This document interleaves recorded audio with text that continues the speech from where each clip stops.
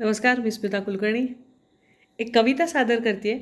कुणी लिहिली माहिती नाही आहे, पण छान वाटली.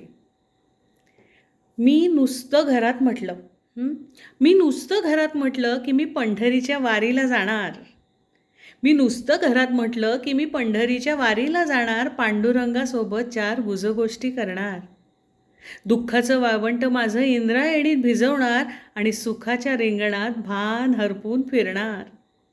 तर केवढा कांगावा घरातल्या विठोबानं केला. कमरेवर हात घेत म्हणाला, मुलांचं काय, माझा डबा कोण देणार. आईशी बोललीस, काही जबाबदारीची जाणीव. नुसता माझ्या नावानं मुक्त घोष केला, नुसता माझ्या नावानं मुक्त घोष केला, कारण मी नुसतं घरात म्हटलं की मी पंढरीच्या वारीला जाणार. सासूबाईंनी तर पार आवडीचं मौनच घेतलं. टाळ चिपळ्यांच्या आवाजानं अख्खं स्वयंपाक घर दुमदुमलं. का तर मी नुसतं घरात म्हटलं की मी पंढरीच्या वारीला जाणार. छोटी मुक्ताई वाट अडवून उभी राहिली. मोठ्या जनीनं व्याकुळ नजर दिली.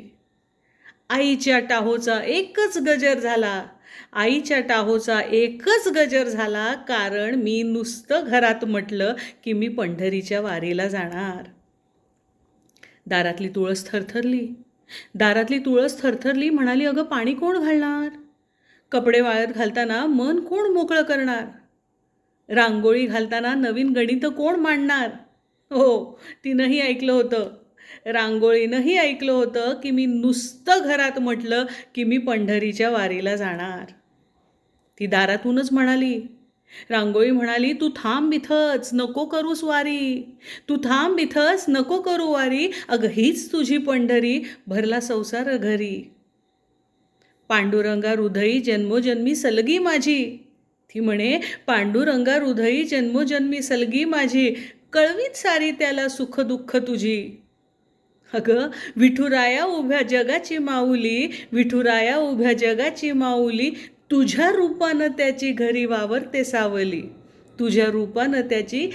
वावरते सावली. तू नुसतं आज म्हणालीस की तू पंढरीच्या वारीला जाणार, पण अगं माऊली विना हा गाभारा मात्र रिता होणार. नको जाऊस, हीच तुझी पंढरी. कविता कशी वाटली नक्की सांगा. पुन्हा भेटूया.